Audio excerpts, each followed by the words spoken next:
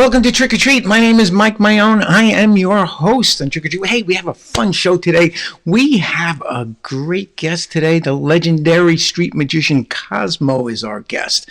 I am so thrilled. You're going to really enjoy talking with, meeting Kozmo and asking him some questions. I hope you're going to ask him some questions.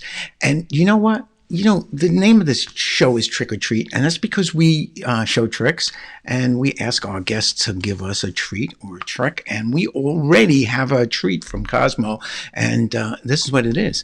It is 3 nights of free Real Magic magazine. So from now until Wednesday night, you can look at Real Magic magazine, which is a fantastic publication. Well, it's a video publication, and all you need to do is use the username free and the password tonight. So write that down, because you're definitely gonna want to take advantage of that. As we do every week, we start with a little bit of comedy from our friends.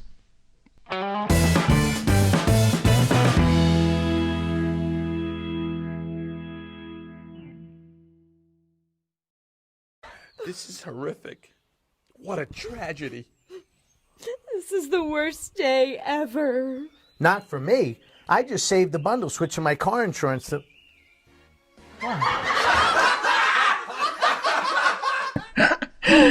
Yeah, they make me laugh every time. They got some great skits. If you want to see more Monty and Walker, you can see more Monty and Walker at montywalkerproductions.com. That's it right there, montywalkerproductions.com. I hope you'll tune in. They're great. They're great guys. Hey, we've been running the show and running clips from their videos. Oh, gosh. For months now, and if they don't get back into the studio, I'm not going to have anything to share with you in the coming weeks. I sure hope they get back soon. Anyway, hey, now it's time for everybody's favorite dead mentalist, brought to life for you by Joe Silkie. Here we go.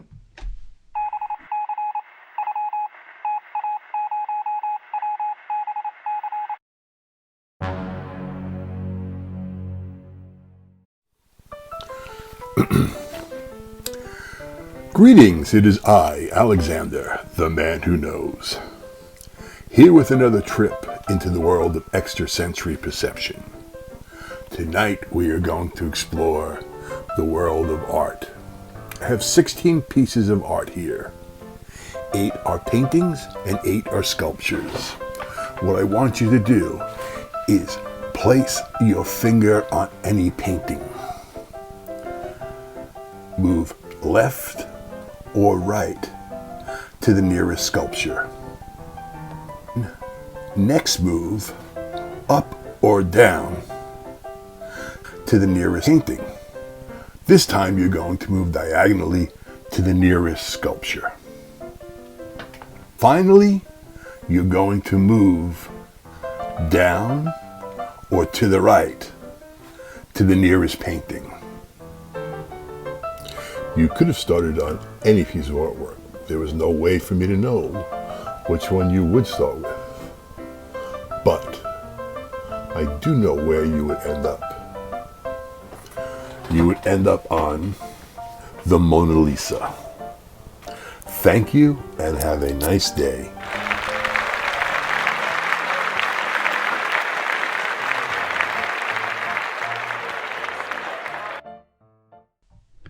And he picked my favorite painting to land on. I got to see the Mona Lisa last year, and it was great. It was great. We saw it in, it's much smaller than you think, and it's behind glass because somebody actually stole it once.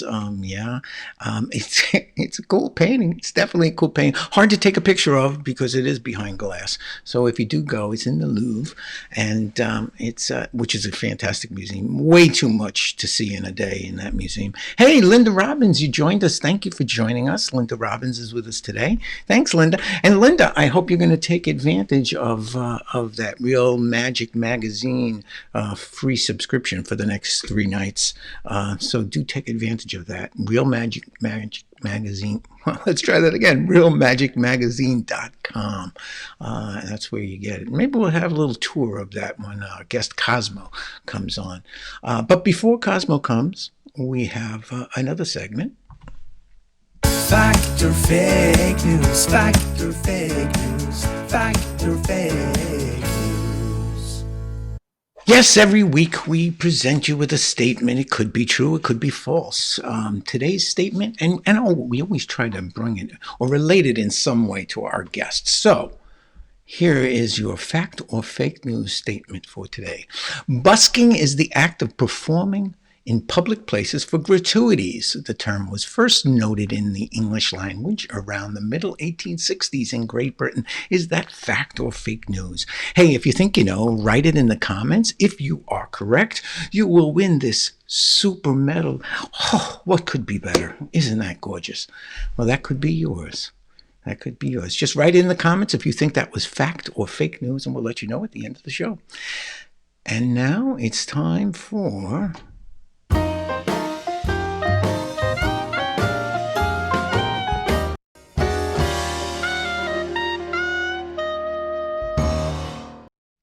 Yes, it's time for Magic Shorts. Oh, I just hit the microphone. Sorry about that.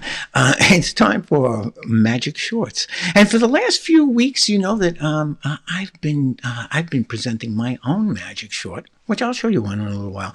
But I wanted to share with you some magic from the community, and I put the request out, and we've gotten some great pieces. We got a great one last week from Jeff Williams, and there's more coming from him. And you're going to enjoy this one from Dan Sperry.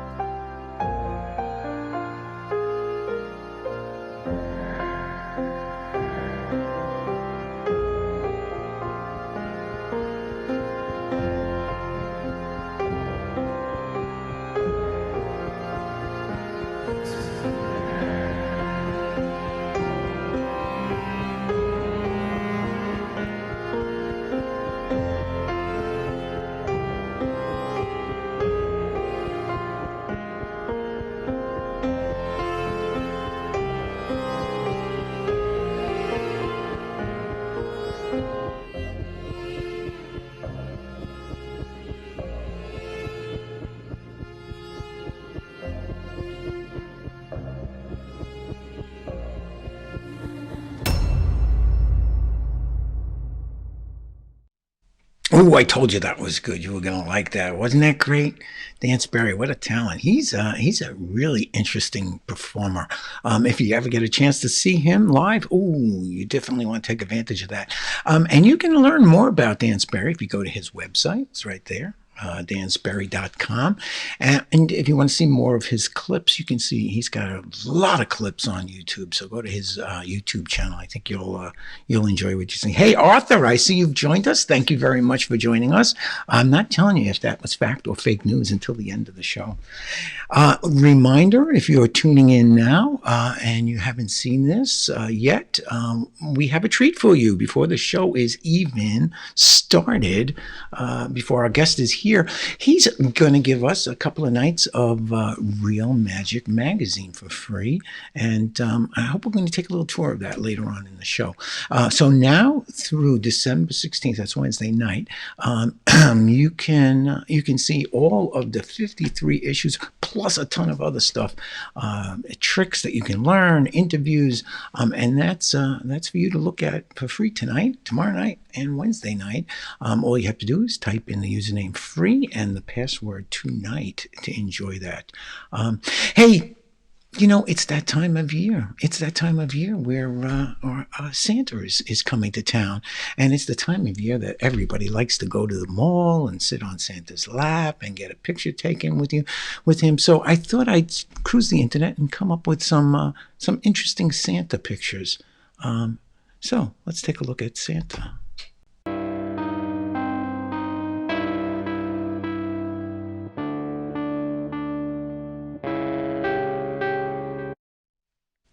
Well, Santa can be a little scary at times.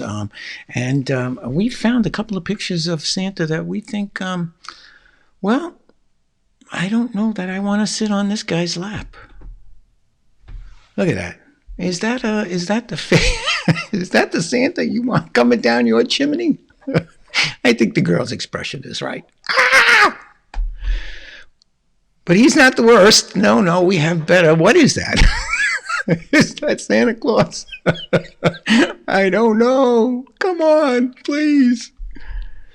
Here you go. I guess it's a Santa mask of sorts that this guy is wearing. Very, very, very nice, Santa. How about this one? Yeah, okay. Don't you just love that beard?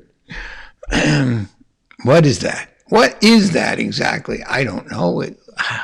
That's a scary Santa. You wouldn't want to meet that in your living room at night. No words. What is this? I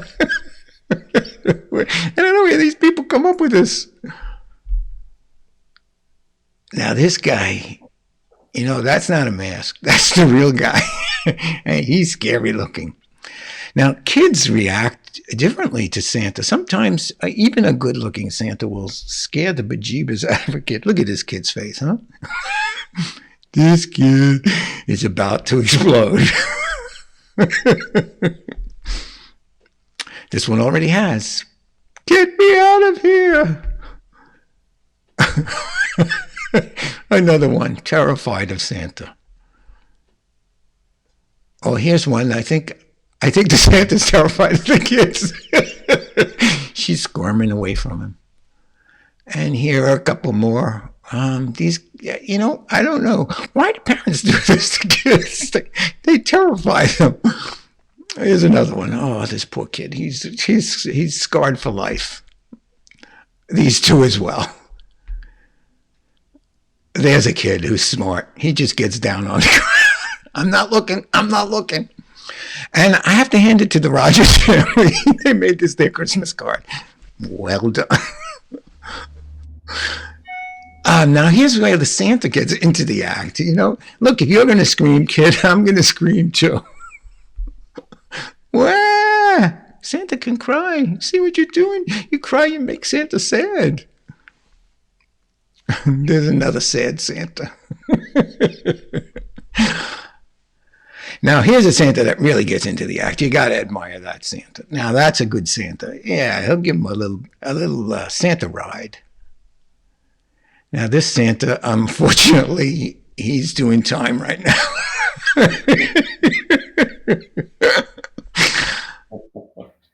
And kids can have revenge as well. I've spent a little time with Santa, and this is the dread. This is the dread. No Santa wants this to happen. Well, there you go. Santa Claus is coming to town, and it's time. It's time for us to do a little magic for you. I'm going to show you a little magic, but I want to remind you, if you're tuning in, our guest is just tuning in. Our guest this week is Kozmo, and if you want, you can look at the treat he's given us. Real magic. Oh, that's wrong. That's not the 6th. It's the 16th. Oh, we'll get off of that right now. It's psychokinesis or telekinesis is the psychic ability that allows a person to influence or move a physical object without physical interaction. Lots of people believe in it. In 1984, the U.S. Army funded a scientific panel to study telekinesis. They really wanted to know if there were any military applications. The panel concluded, no scientific evidence to support the concept of telekinesis.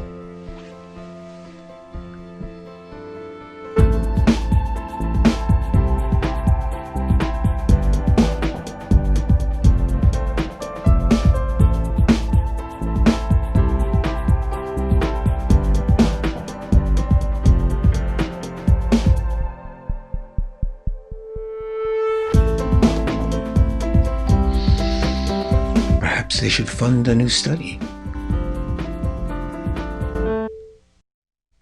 Well, there you go. A little magic from me. That was a piece by Banachek that I performed for you, and it's called Psychokinesis. Hey, it's time for me to introduce our guest this week, and we generally do that with a little piece of video. So here we go. Matt, 3 coins on the table, nothing in a cup. Is it true? I'm going to put the cup over the 3 coins. How many coins are under the cup? I hope you're winning. Now look at Matt.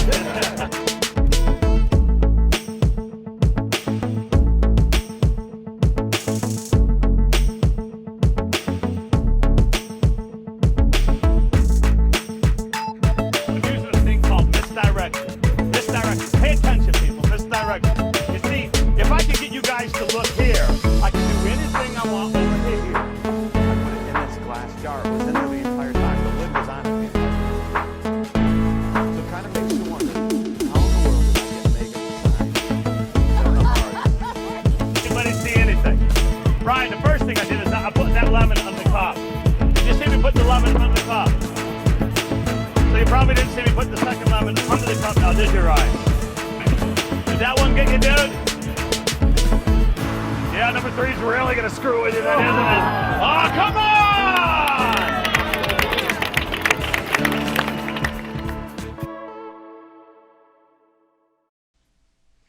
Hello, Kozmo. Welcome to Trick or Treat. Hey, what's up? Oh, what's up? Is anybody out there? I'm good. How are you? I'm great. Terrific. It's good to see you. Hey, I've been meaning to ask you, where's Kozmo? Is that like your last name? Is that your middle name? Is that your real first name? What's going on there? That's a name we made up when we were, a friend of mine and I were driving back from Detroit 25 years ago, and we were a little bit on the twisted side. We weren't exactly thinking normally. And he says, you can't be a street, but my real name is Ted. He goes, you can't be a street performer and have your name be Ted. That doesn't work, And he was right. So after 7 hours of driving home from Detroit to New York, Kozmo was the name that we came up with. And probably if we had to do it again, it would be a different name. Really? I think it works. I think it works great. I mean, it's one of those names you remember. It's a terrific name. Is that how you introduced yourself when you worked on the street? Or when you work on the street? Yeah, that was my name. Yeah. Yeah. And that Dan Sperry trick was great. I remember the first, going back to the Dan Sperry thing. I remember the first time that I saw Dan Sperry was on America's Got Talent, and I was in a hotel room in Duluth, Minnesota. I was working on the streets there for a couple of days, passing through, And I stood up. I must have, it was kind of crazy looking at myself. And there was another guy, Jake Rover, was in the hotel room. And I afterwards, I stood up and I gave him a standing ovation when he did the dental floss. Through the neck.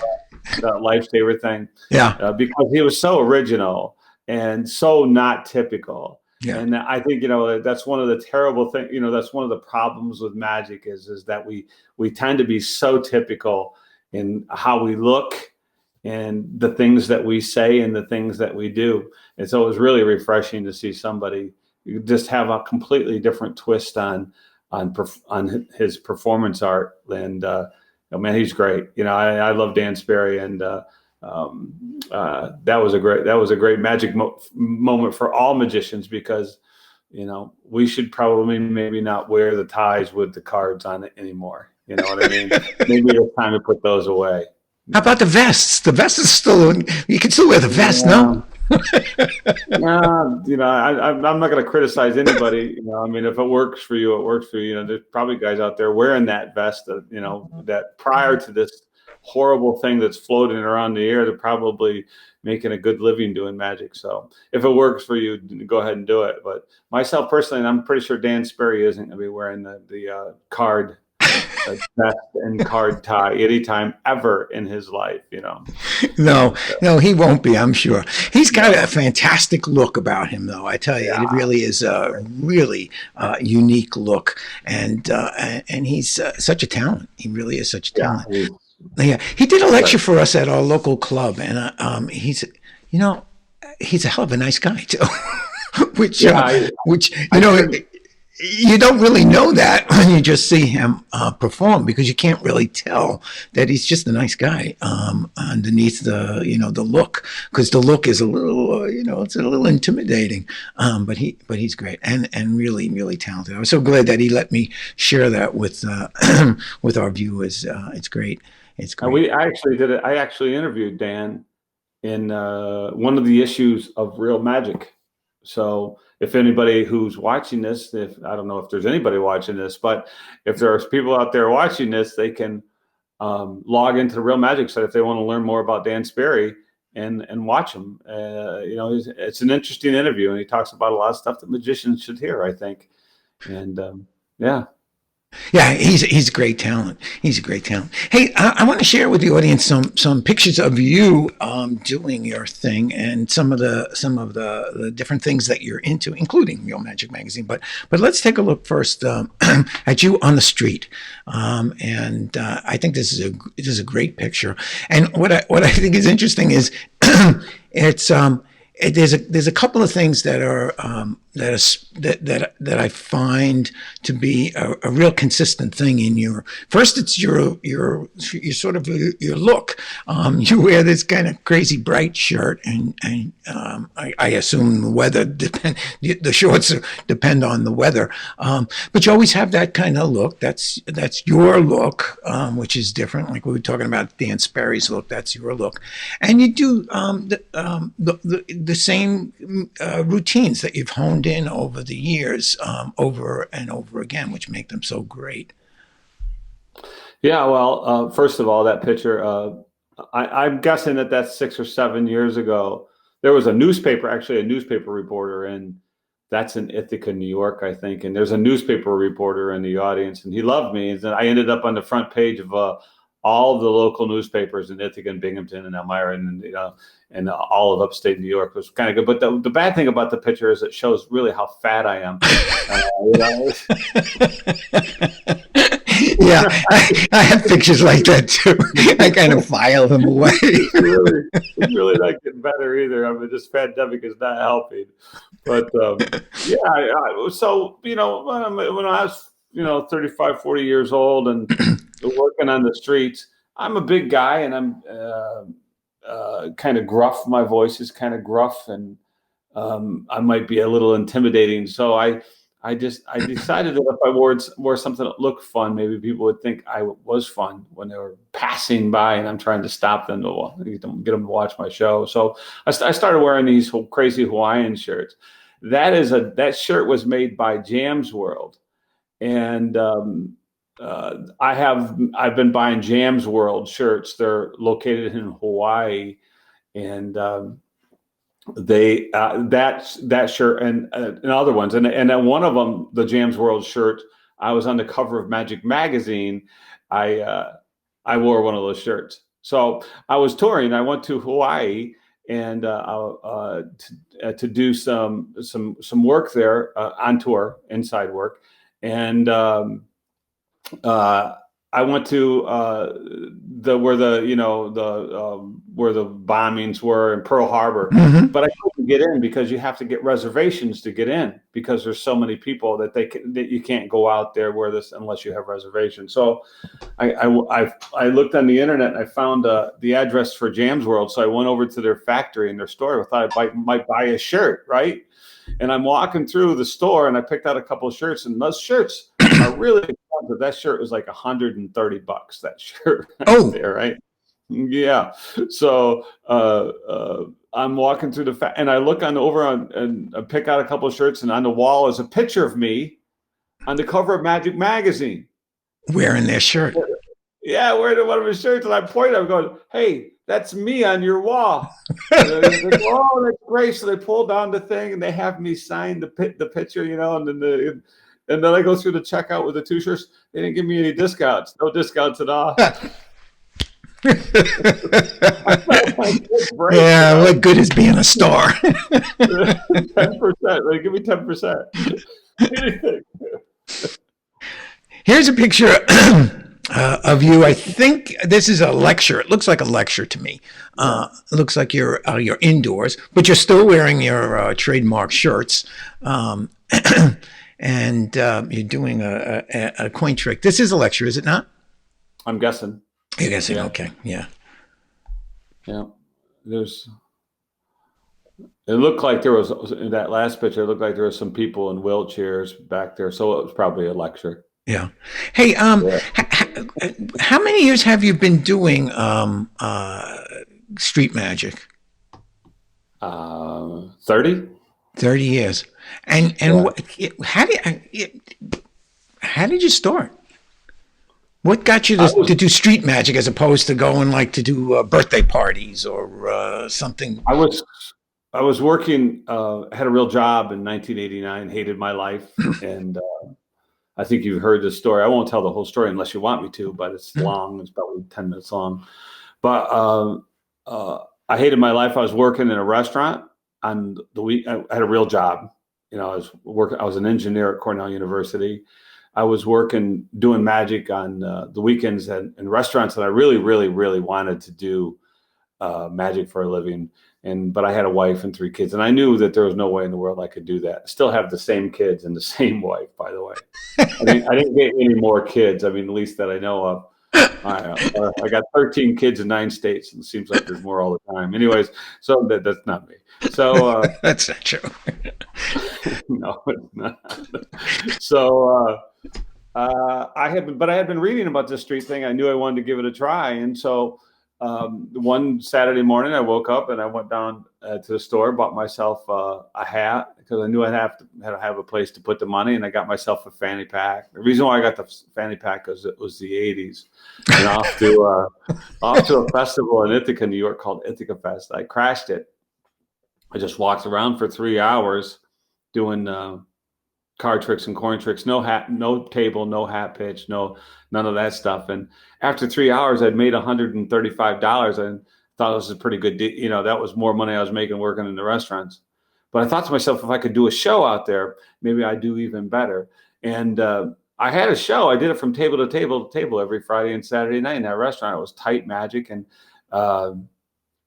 all I needed was a table. So I went down to the local Salvation Army, got myself an Army Foot Locker, and had my uncle Don build the tabletop. And a few weeks later, off to a festival in Scranton, Pennsylvania, I went. And to make this long story short, I was very successful. I worked there for 3 days. I made a little over $1,900 passing my hat at this festival. Wow.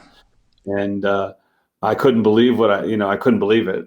A few weeks later, I went to a festival and crashed it. It was a pumpkin festival, then an apple festival. And I was having the same kind of success at these festivals. I was making a lot of money, and the money was changing my life. But now it's the winter time, and there were no more festivals.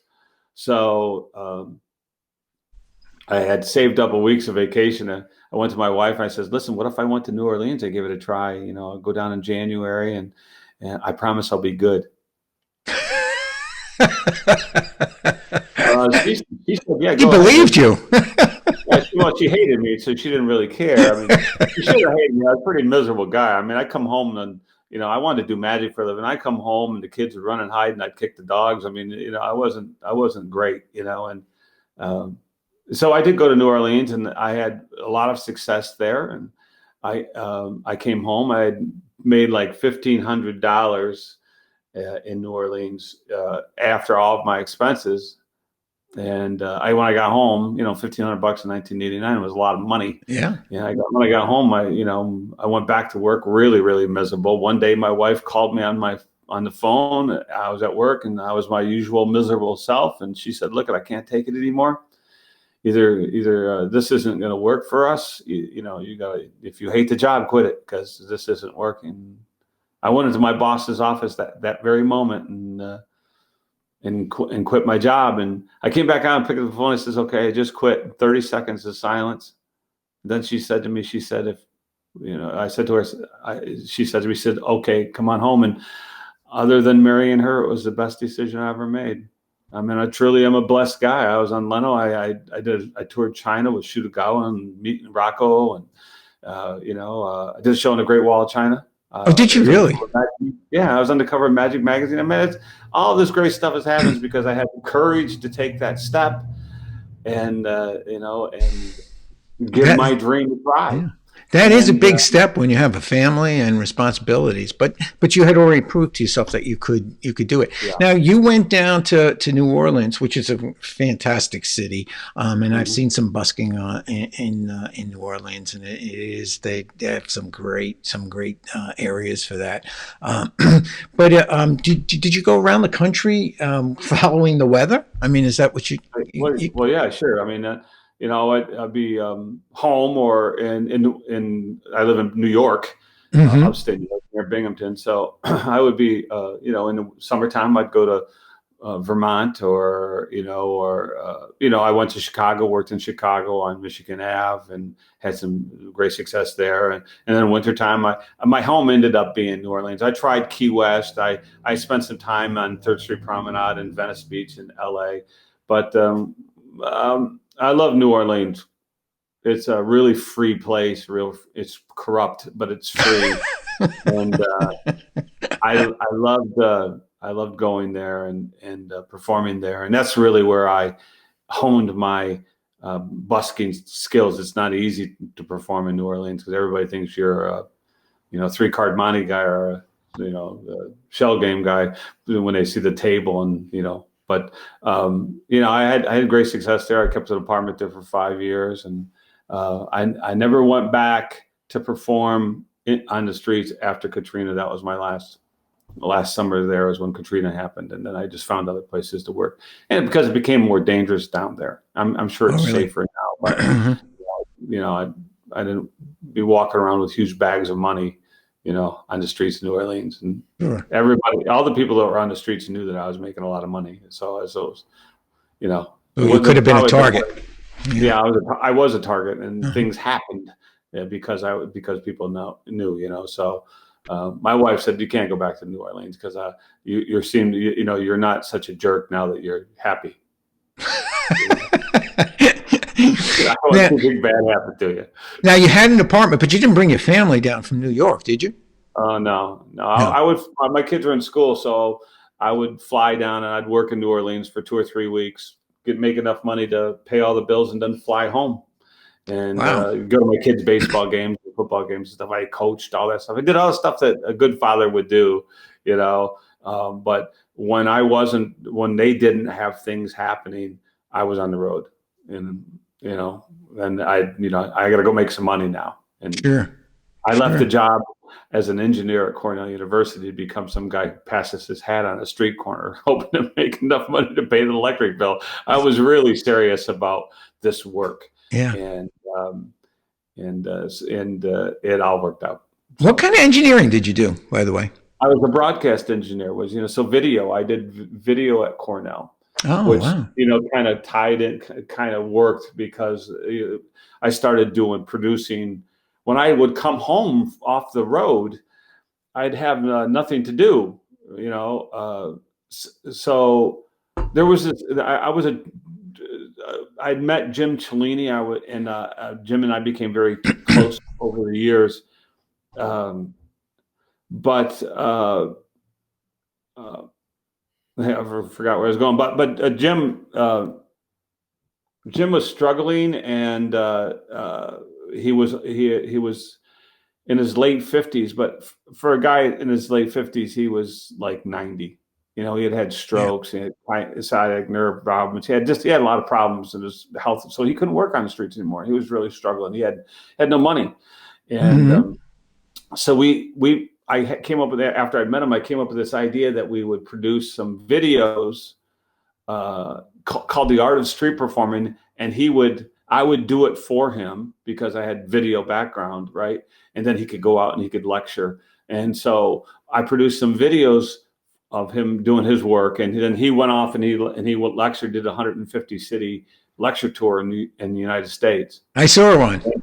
Yeah, he came to New York and did one on Long Island for us. Oh, yeah. Great. Yeah. But those videos did fairly well, and I guess I did a good enough job where people wanted me to do theirs, because then I did Jeff Williams, who is I know that you're know Jeff. I did his Miracles for Mortals DVDs, and I did a bunch, so I'd come home and I'd start doing these kinds of projects, and sometimes I'd come home and I wouldn't have one to do.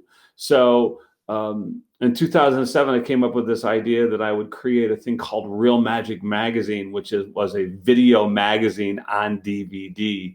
And I would send it out just like a paper magazine, except for you'd watch it. And it had everything the paper magazine had in it. It had interviews with the biggest names in magic and columnists who talk about how to make your magic better and teaches tricks and teaches moves. Great people, Doc Eason, Garrett Thomas, who I think is the best close-up magician in the world.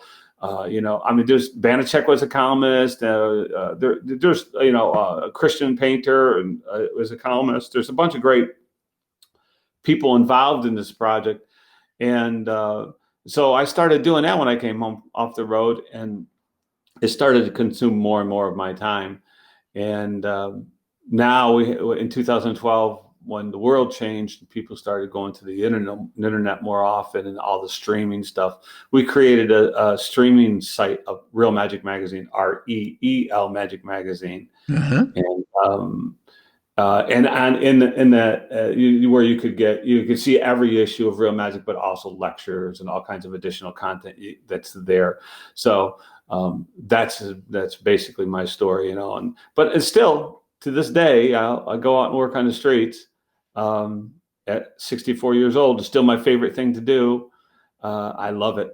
It's such a challenge, and although it's pretty easy for me, but for most people, it's a pretty challenging thing to do. Well, there's a lot of components to it that are foreign to a lot of people. I mean, first off, I guess some restaurant workers have an affinity for, bringing magic to people who haven't invited them to do magic, which is a challenge that you have on the street, because you're there, and then you have to build an audience that's I don't even know how you start. And then the whole pitch thing is everybody, I know that's what it's all about. I've heard Penn talk about the pitch, and you have to develop that, and you have to be able to convince people to part with some money. And there's a skill there that's, I can't even ask anybody to contribute to a worthy cause, let alone put money in a hat that I may put down on the ground. Well, I guess the thing is to be a worthy cause. I guess that. Right. So if I'm entertaining people stop and I'm entertaining them, and I'm giving them something that they feel has value, that's good, then they're more likely to give me money, and then educating people to give you money. People don't. People who know assume that everybody knows. But there's a lot of people. And the first time I ever saw a street performer saw me because I'd never seen one before I became one. I'd never saw one work. So maybe I did, but I just didn't know I was supposed to give them money. You know, I mean, you're from a small town in the Midwest. You've never seen this before. This is, maybe the city pays them. Who knows what, I mean, what's going through a tourist's mind, so you have to educate them. And this was, this whole educating your audience about giving you money is a big thing. I started in like 1992 or 1991, 92. I was getting really good at this street thing. I mean, I'm not bragging. I just had been doing it a lot, right? And I was getting good at this, but I didn't feel like the money was all that great. I mean, I should have been making more money. I felt that I could make more money, and I started thinking about it, and then I realized, well, maybe these people don't know they're supposed to give money. So I started really working on hat pitches and creating hat pitches. And the first hat pitch I'll do it for you right now is about educating your audience. Understand now, though, that the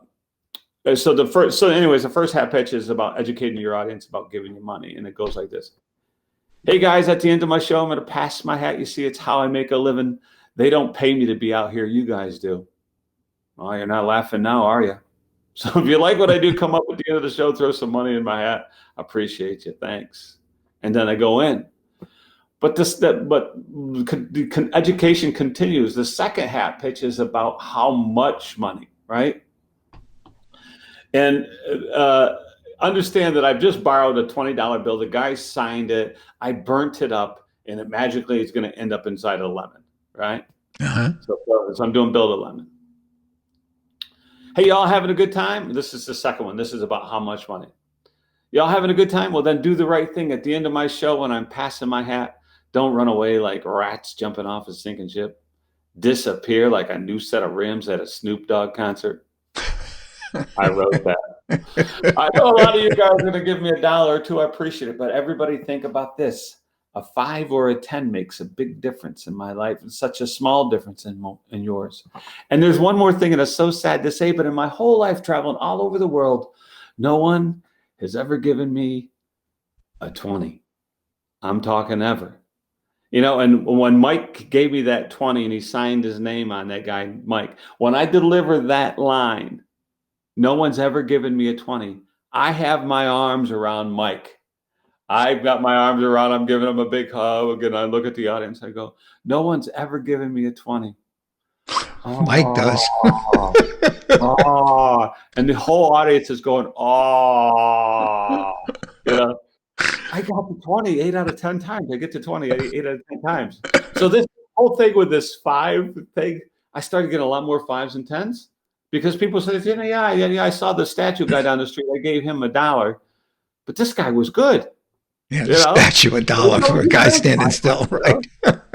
So they gave me 5s and 10s, and then I get to 28 out of 10 times, and it made a big difference. And all of a sudden, I went from making, $40, $50 a show to making $75, $100 a show. Yeah.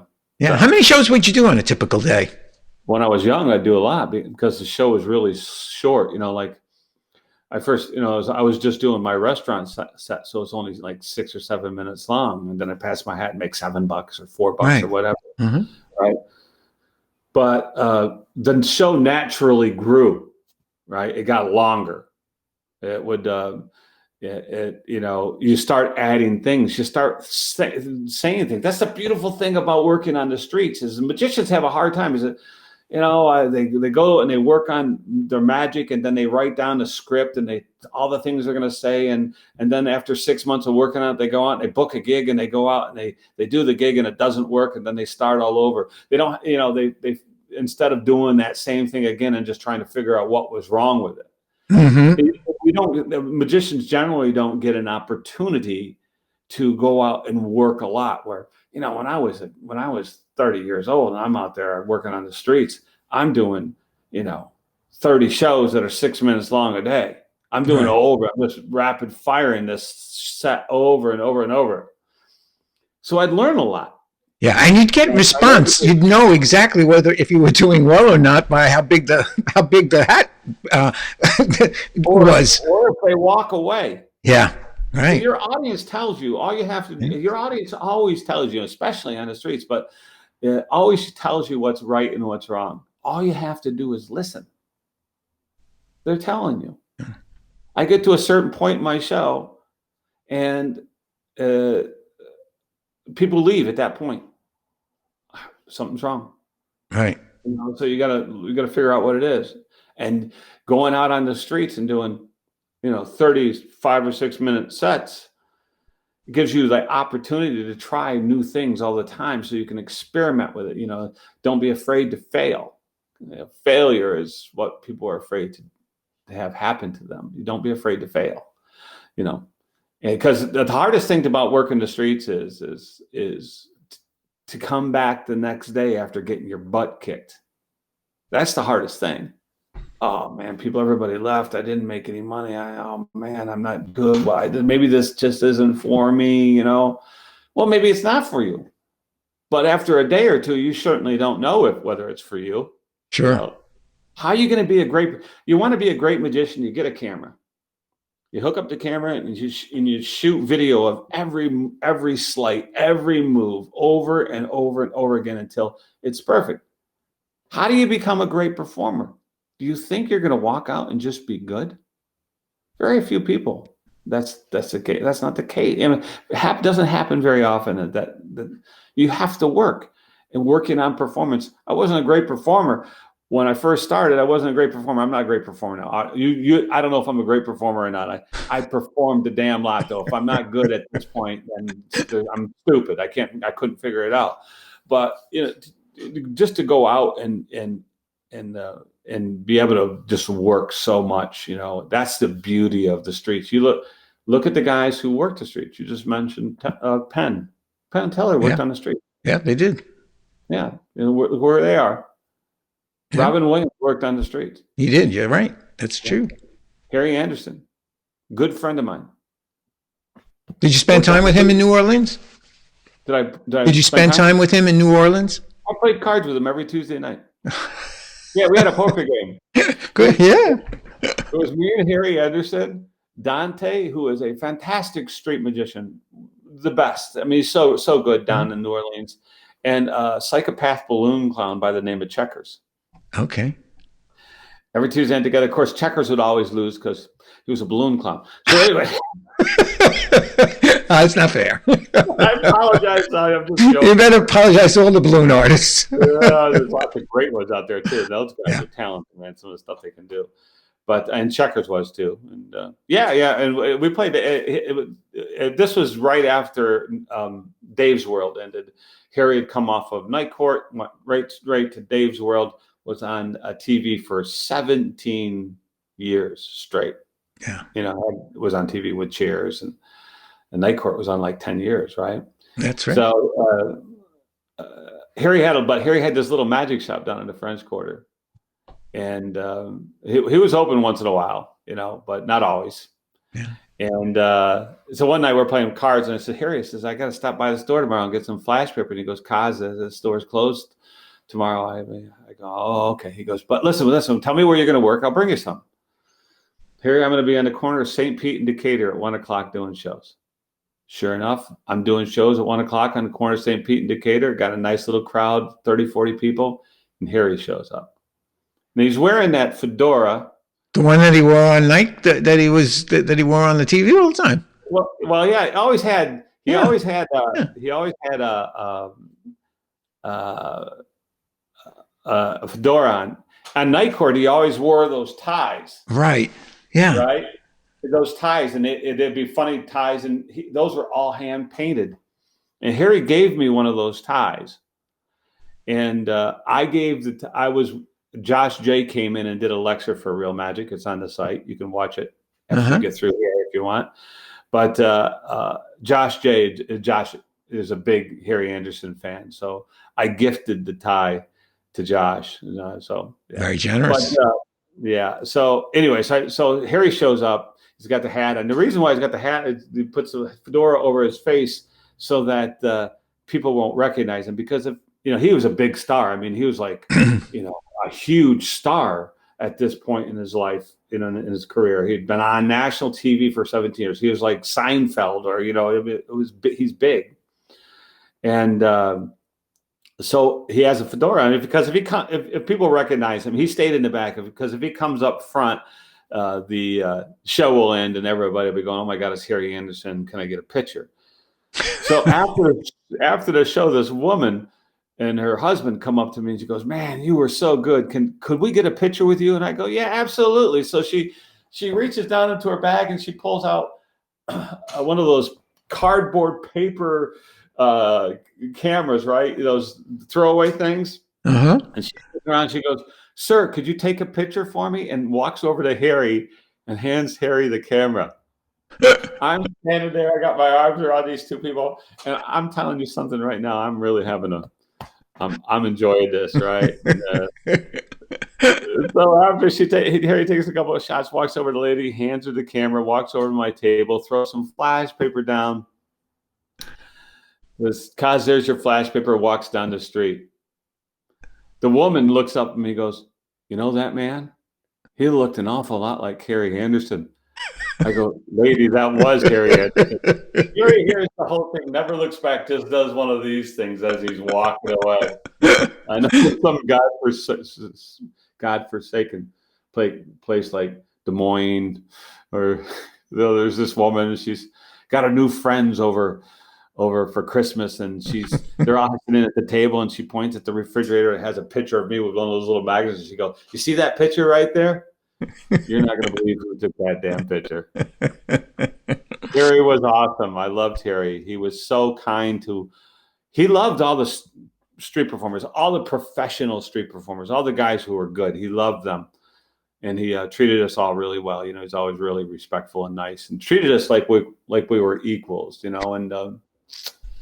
Now, did you have to reserve a spot in New Orleans, or was it just just kind of show up? And is it anything like I guess like food vendors? I mean, they can get pretty violent about their corner. How did it work in New Orleans? How does it work in general for a street performer?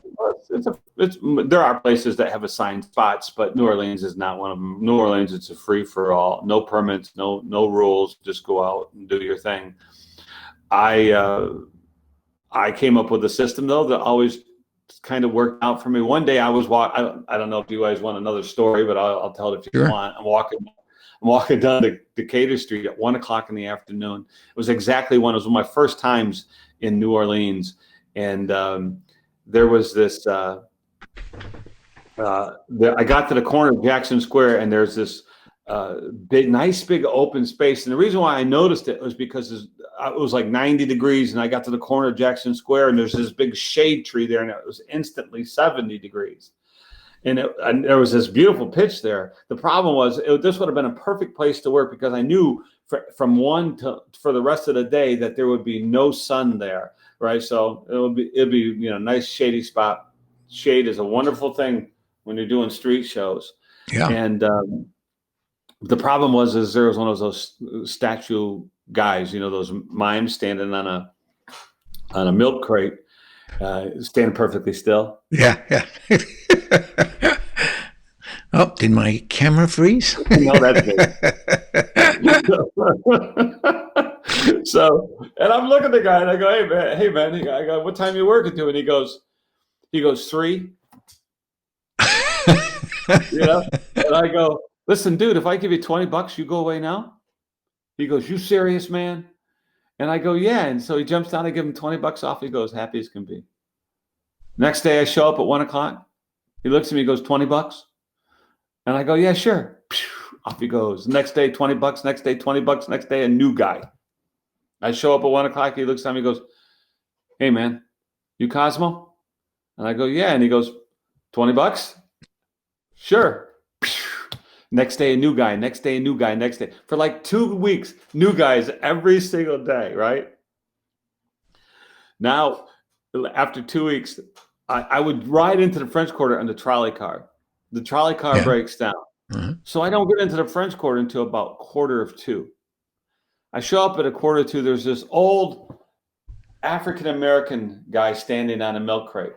The reason why I point out he's an African-American because he was dressed up just like Chuck Berry. And the guy was probably 80 years old. I mean, he's just an old guy, pretty feeble. But his deal was he's holding this little plastic guitar looking like Chuck Berry. And if you gave him, he'd stand perfectly still. If you gave him a buck, he pushed the little button on the guitar and the guitar would go, right? And then he'd stop, take his finger off the button, go back to standing still. That was his shtick, right? So I show up there and it's 1:45 and I walk up to the pitch and with my table and he looks down and he goes, "Hey man, are you Kozmo?" And I go, "Yeah." And he goes, "You're late." I go, "Yeah, I'm sorry, man. I'm sorry. It's just that the trolley car broke down." He goes, "It's okay. It's just that I've been out here since 3:00 this morning waiting for you. I got here yesterday at 5, but somebody beat me to the spot." Oh gosh. Brutal. Just brutal. My goodness. The guy lived on the streets. Yeah. Right? And all these guys knew that if they got there at 1:00, the Kozmo would show up and give him $20. So he showed up at 5 and there was somebody already sleeping on the pitch. Right? So he got there at 3 the next morning. He slept on the pitch. He got up at 9. He did his shtick, standing still. And then, at 1:00, I'd roll in. And then he'd get $20, and that was the end of their day. And then they'd go off and do whatever they do. Survive. Yeah. Brutal. Just so brutal. And what I discovered living out on the streets, not living on the streets, but performing on the streets. Yeah. Is that a lot of these people that are on the streets, they're on the streets because things happen to them. Bad things, they lost their job, they don't have any family, unemployment runs out. Wait till you see what happens now. Oh yeah. With all the people who are losing their our government is failing. I'm not making a political statement. I'm not. But look, I'm making a statement, just a humanitarian statement. These people, we judge them to think that they're wrong, that they're bad, that there must be something wrong with these people, but that's not always the case. And I really fear for a lot of these people out in the streets and how bad it could get over the next 3 or 4 months if something doesn't change for these folks and for everybody. There's going to be a lot of good people on the street. Oh, you're absolutely right about that. Here's the thing about this guy. Here's the thing. There was this guy, Joe. In every city, I'd make friends with one of these people. I try to be friendly to all of them and be as helpful to them and kind to them as I possibly could, because I was doing well out there. But the thing about it is there's I'll use this guy, Joe. It's a guy that I became friends with and I knew for several years in New Orleans. And he would always hang out with me all day long. He would hang out because he knew we'd get stuff. But the thing about it is that he was a nice person. He was just had some bad luck. So I've just paid $20 for the pitch. Right. Now I'm out there for an hour and now I have to pee.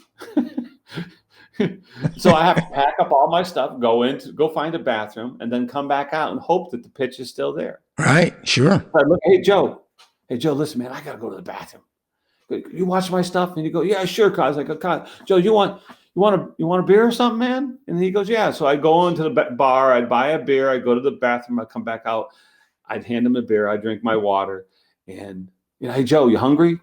He goes, yeah, Cos. I go, man, I'm starving too. How about a burrito? You want a burrito? He goes, yeah, Cos, that sounds great. I go, Joe, here's $20. Go off, and get us a couple burritos, get yourself a beer, get me a water. He'd come back 20 minutes later with the food. I didn't have to give up my spot. Right. Hey, Joe, where are you sleeping tonight, Joe? He said, I'm going to sleep at the hostel. Well, how much does it cost to sleep at the hostel? It's $15. I go, how much you got? No, $7. Joe, here's $20. Go sleep, get yourself some food, sleep at the hostel, come on back. I'll see you tomorrow. Be safe, right? He helped me. Sure.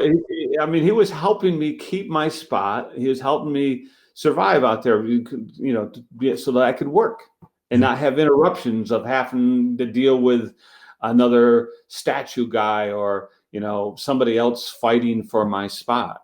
So, yeah, that's a long story to answer your question. But no, that, in New Orleans, there's no assigned spots.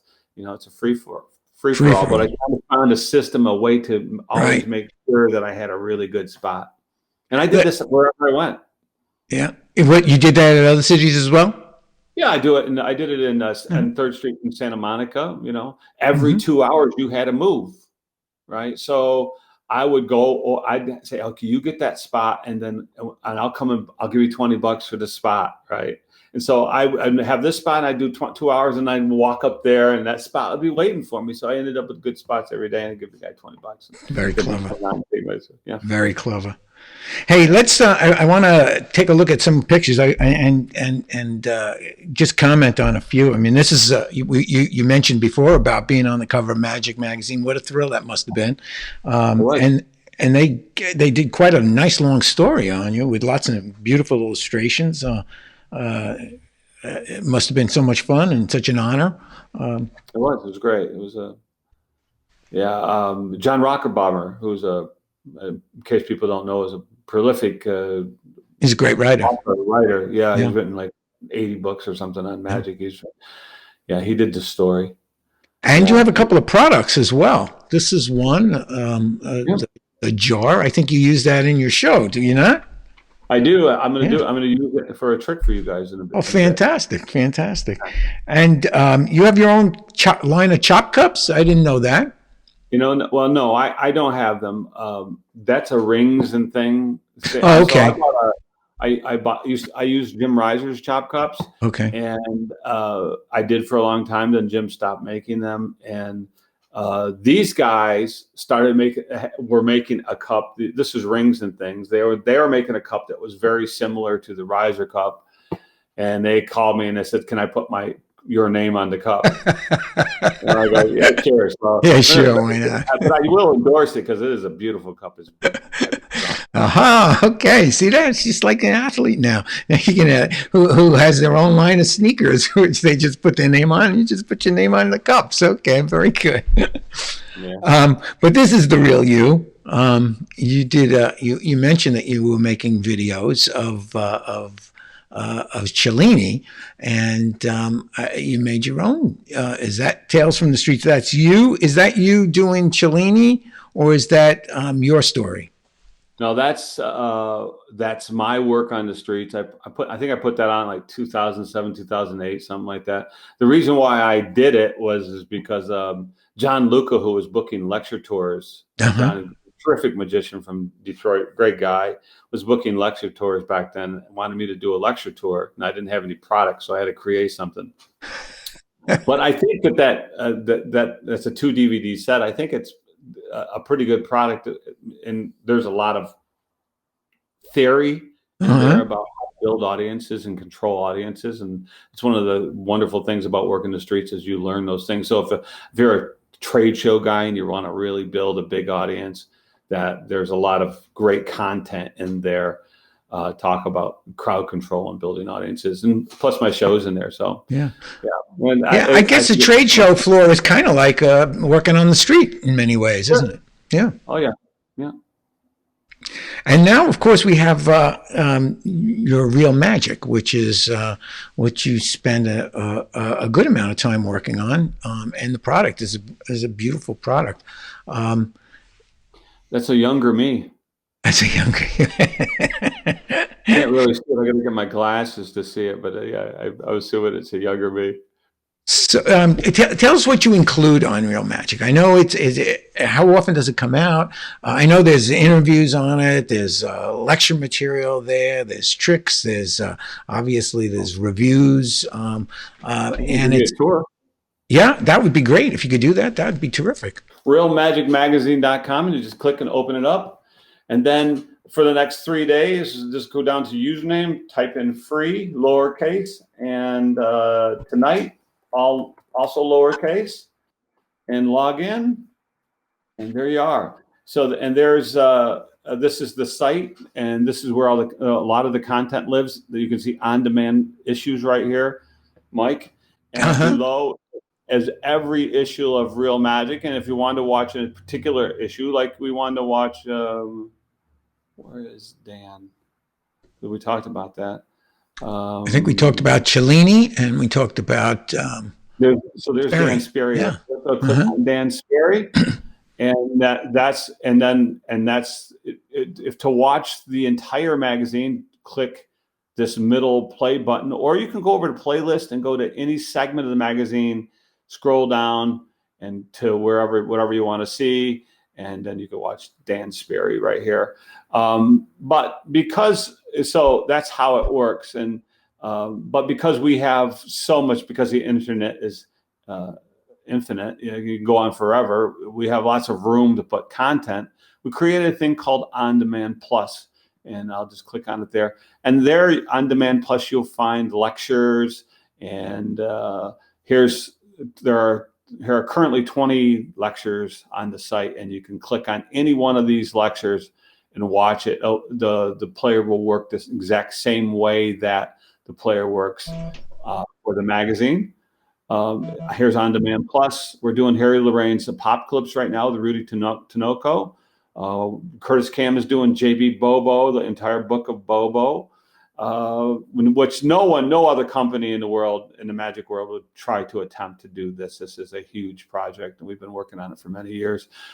Here's Tuesday Night Tricks, a new trick every Tuesday night. By the way, everything that I'm showing you is $5 a month. That's amazing.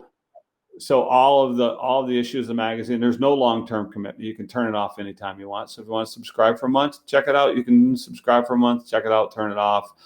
Here's the artistry performing. I talked about that with Cellini. Here's some more Cellini. Then there's like some courses, like a coin course with Kainoa Harbottle. Kainoa is like a coin god. He's unbelievably talented sleight of hand guy. But this is a basic coin course, and the basics of coin magic, the basics of the classic palm or copper silver coins or expanded shells, and what's coming next. So, and we'll add more to this with Kainoa down the road. But Kainoa is fantastic. And Garrett Thomas finger ring course and anniversary Waltz project with Doc Eason. And then there's lecture notes you can download.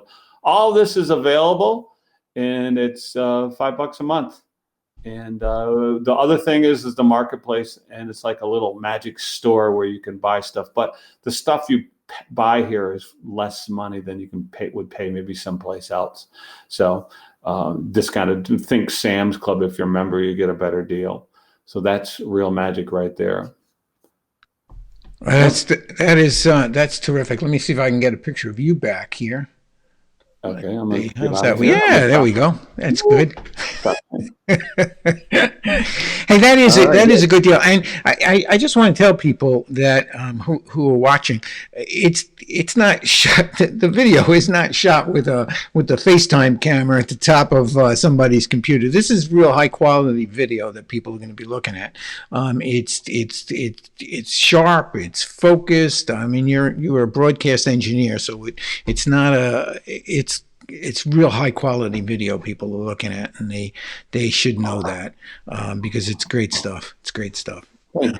Well, I don't know if anybody's out there listening to us right now, but when they do, if somebody does bother to listen to us, I'm not sure why anyone would ever want to listen to me talk. But if they do, hopefully they'll go on the site and give it a try and fall in love with it, because there's a lot of content there. It's worth every penny of the $5. I promise. Oh, absolutely, absolutely, and they can try it for free. So that's what they should do. Hey, you do have a new project that you're working on, and I just want to share that with folks, so you can tell us a little bit about the work you're doing with these other two performers.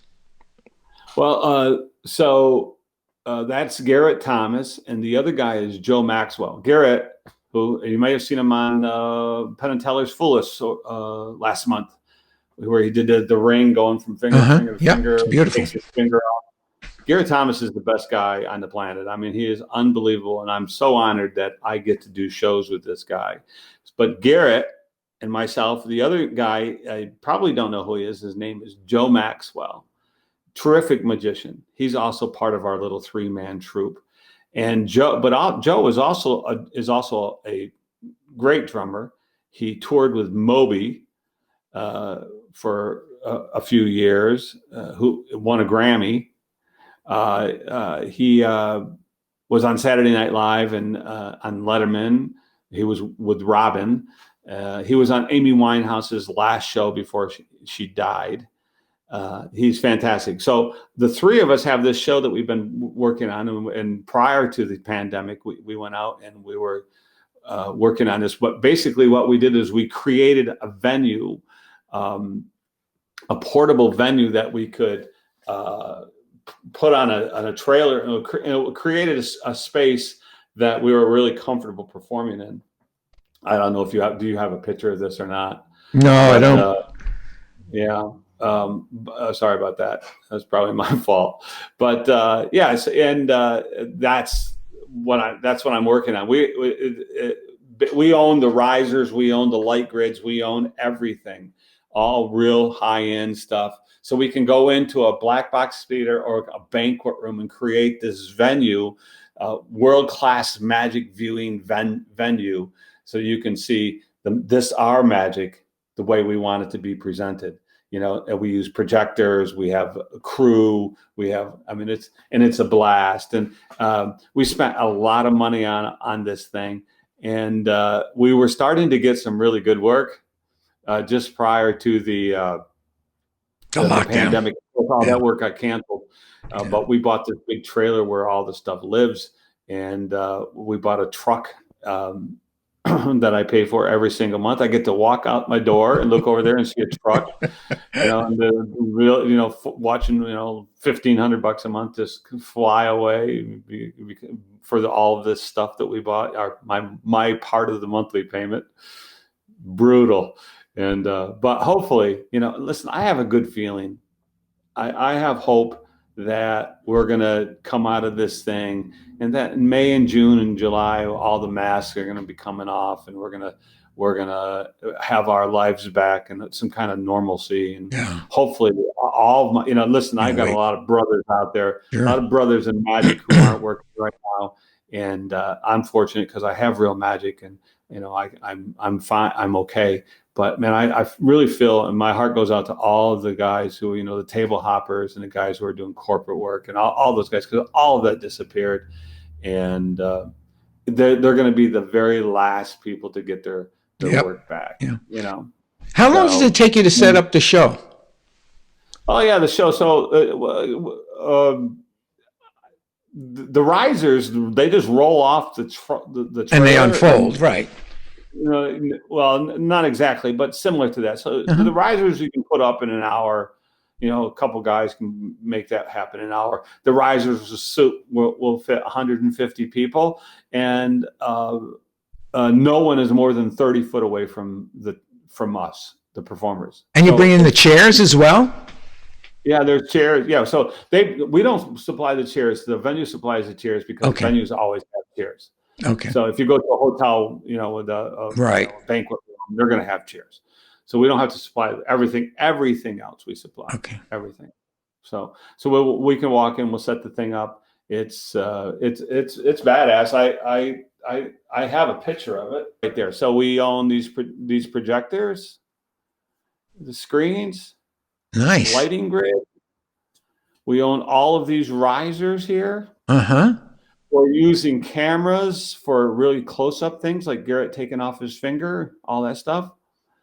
Here's a production bed. We have two guys that work on the production bed and run the cameras and do audio, video switching, all that stuff, all the lights. This show is continuing to grow. It was until we all got shut down. But this is it. Yeah. So all of this fits on the back of a truck, truck, right? Yeah, there it is. The truck and the trailer, and the stuff just rolls out on these carts, and it goes right into the building, this is the most fun ever to do shows. I mean, because everybody's right there. From here to here is 30 feet. Beautiful. So, and this particular, it's called Magic Beyond Imagination. And this particular show was in Booth Bay, Maine. We went into their venue and set it up. Yeah, but yeah, that's it. So. Oh, that looks great. That looks great. Hey, we have to wrap it up a little bit, but this is Trick or Treat. You've already given us a wonderful treat, real magic for the next few days.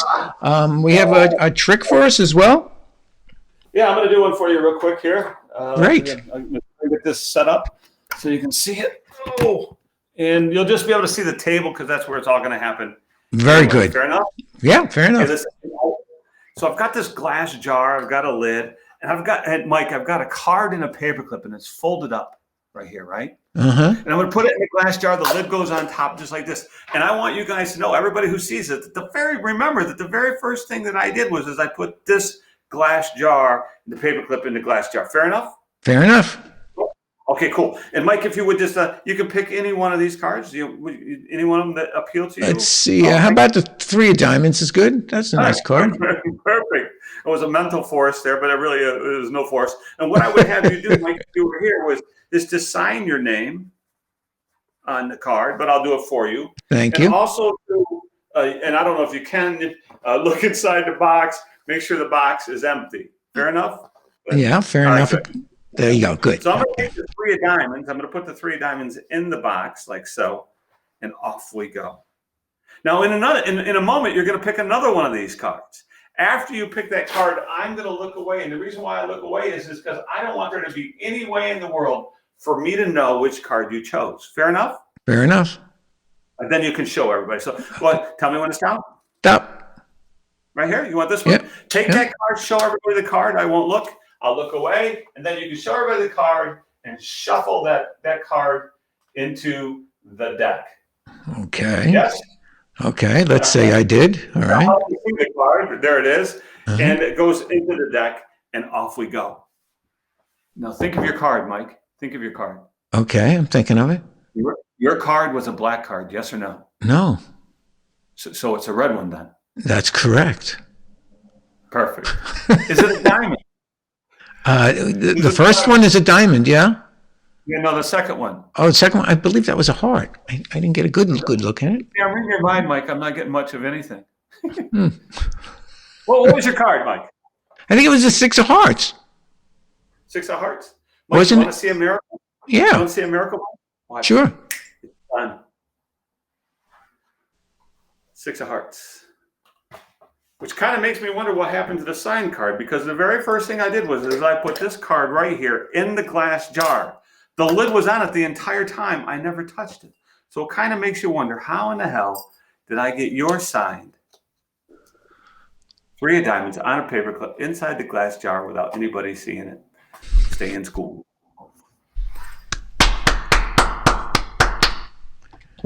That was brilliant. That was brilliant. Thank you very much, Kozmo. That was great. I just want to mention that piece of magic is available to people. They can get that on your website, the jar, and they could look at more magic right on your website. And for the next 3 days, they can look at magic that can take way more than 3 days to watch on realmagicmagazine.com. So thank you so much for being my guest today. It was such a great time chatting with you. And I hope I'd love to see that show of yours with Dan Garrett and who was the other? Garrett Thomas and Joe Maxwell. Yeah. And Joe here on Long Island. Hopefully we can help make that happen. Give me a spot to work. Yeah, that's all you need. I know. Yeah. All right. Before I leave you, I just want to leave you with this. Go ahead. In my life, Mike, the greatest gift I've ever been given, other than my wife and my kids, is a little magic show that's taken me around the world. It truly has been the greatest blessing. And it's always my hope that when people come out, magicians come out, and they listen to me talk, that one of them's inspired enough to go out and give what I do a try. And that they have the same kind of success that I've had, because I truly am the most blessed guy in the world. I'm honored to be here, and I appreciate you inviting me. And I look forward to seeing everybody out there, and I want everybody to be safe. What I do is if I were there, I'd give you hugs. but I'm going to have to give you a virtual hug, lots of love, and everybody be safe. We're going to be all right. Be kind to each other, man. We're going to be all right if we're just kind to each other. Thank you very much. Hey, the honor's been mine. All right, take care, Kozmo. Peace. So if you want to see more Kozmo, you can go to cosmomagic.com. You can look at his products there, and do take advantage of his offer to see realmagicmagazine.com for the next 3 days. I know you're going to like it. I know you're going to love it, and I'm going to just give you the information again. Do I have that right? Yep. It's now through Wednesday. You can go to realmagicmagazine.com, type in username free and the password tonight, all lowercase, and you can get Real Magic Magazine. Hey, that's the end of the show, but of course we left something hanging, and that was our fact or fake news. So let's take a look. Fact or fake news, fact or fake news, fact or fake news. So is it true? Is it fact or fake news that busking is the act of performing in public places for gratuities? And the term was first noted in the English language around the middle of the 1860s in Great Britain. Fact or fake news? Story soprano. It's a friggin' fact. A friggin' fact. Yes, it is a fact, and we did have one winner today. Arthur won. He said it was a fact, so he's gonna get the medal. That super medal is going to be sent to him right after the show. Hey, if you like the show, please subscribe on YouTube, and if you watch the show and enjoyed it, please share it with your friends. Give us a thumbs up. And do come next week. Next week we have Dorothy Diedrich as our guest. She's had a very colorful and wonderful career as a lady magician. There's not that many of them, and she's done a bullet catch and straight jacket escapes, and looking forward to chatting with her. So do come next week. I'm sure you're going to enjoy meeting Dorothy Diedrich if you don't already know her. That's the end of our show. We'll see you next week. Until then, enjoy the magic in your life. I'm Mike Mayone. So long.